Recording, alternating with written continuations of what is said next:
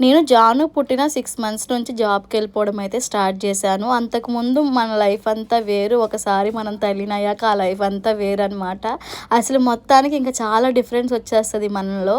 జాను పుట్టిన తర్వాత నేను ఫస్ట్ డే స్టోర్‌కి వెళ్ళినప్పుడేమో నాకు చాలా లోన్‌లీగా ఏంటి జాను ఎలా ఉందో ఏంటో వాళ్ళు ఎలా చూసుకుంటున్నారో అని భయంగా వెళ్ళా.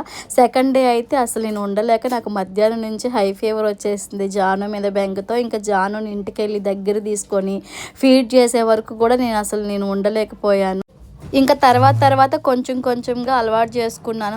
వాళ్ళ దగ్గర వదిలేసి వెళ్ళడం, ఇంకా నేను కూడా అలవాటు పడ్డాను కొంచెం స్టోర్‌కి. ఇంకా జానుని వదిలి ఉండడానికి కూడా కొంచెం అలవాటు చేసుకుంటున్నాను. ఇంకా ఈ రోజైతే అసలు నేను ఇంకొక 2 డేస్ ఇంటికెళ్ళకపోయినా కూడా జాను నన్ను కానీ, నా హస్బెండ్‌ని కానీ అస్సలు గుర్తు చేసుకోదు. ఎందుకంటే అంత బాగా చూసుకుంటారు మా అత్తయ్య, మామయ్య.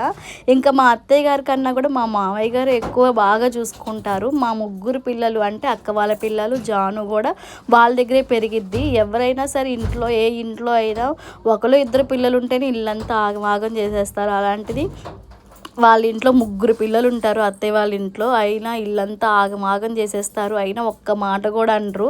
ఇంకా పైపెచ్చి నన్ను అడుగుతూ ఉంటారనమాట. మా మావయ్య ఇంకొకరిని ఇస్తే ఇంకా వాళ్ళతో కూడా ఆడుకుంటే మా పని అయిపోయినట్టే, ఇంకా మా అబ్బాయి తీరిపోయినట్టే అని చెప్తారు. ఆ విషయంలో మాత్రం నాకు చాలా హ్యాపీగా అనిపించిద్ది. ఇంకా నాకు భయం లేకుండా హ్యాపీగా జాబ్ చేసుకుంటాను.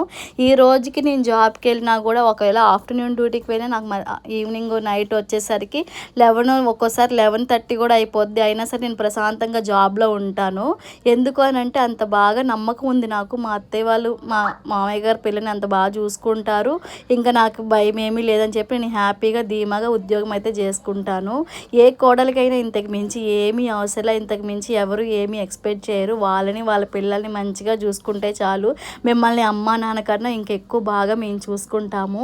ముందు మీరు మమ్మల్ని కోడలిలా కాకుండా ఇలా కూతురులాగా మీ మనవరాల్ని మీ పిల్లల్లాగా చూసుకుంటే ఇంక మాకు ఇంతకన్నా కావాల్సింది ఏముంది. ఆస్తులు అంతస్తులు సంపాదించి మాకు ఇవ్వకపోయినా మమ్మల్ని అర్థం చేసుకుంటే చాలు.